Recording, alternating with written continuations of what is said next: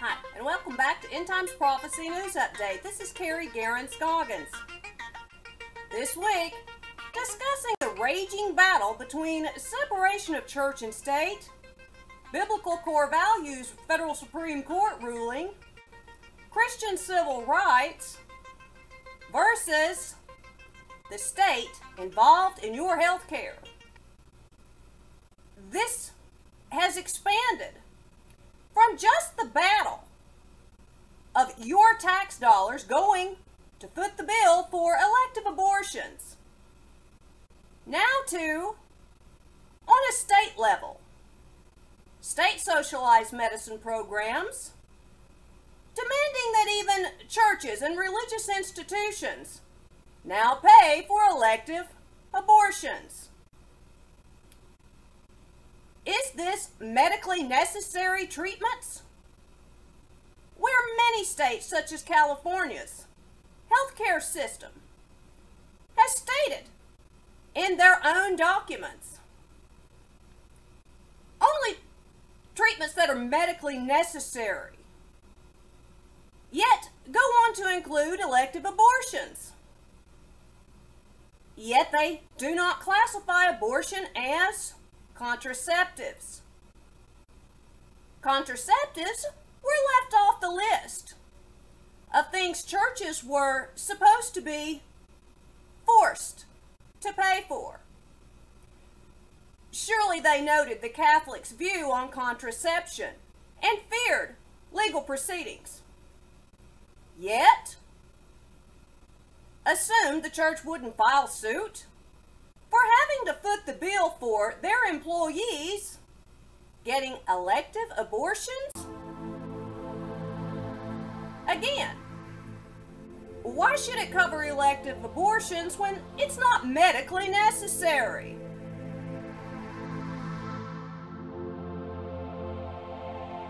Just as we saw Alliance Defending Freedom filing lawsuits against the state of California, Socialized medicine, due to violations of separation of church and state, the state coming into the churches to tell them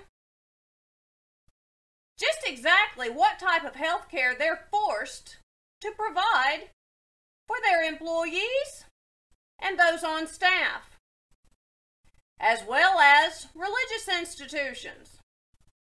We're seeing more and more of these same type of lawsuits as state begins to encroach, violating Christian civil rights in areas that we haven't seen before due to less socialism.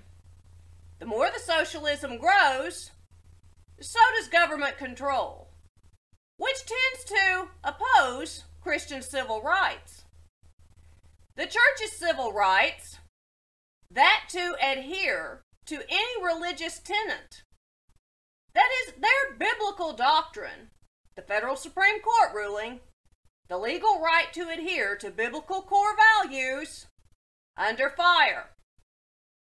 Our job as Christians and as citizens is to begin to stand up and become politically active, speaking out for the church's civil rights, letter writing, calling TV stations, contacting our representatives, showing up at town hall meetings, showing up at political rallies, and making our voice known. Political awareness, public awareness, has brought great strides in other civil rights movements. The Christians must learn how to get out and speak up for their civil rights.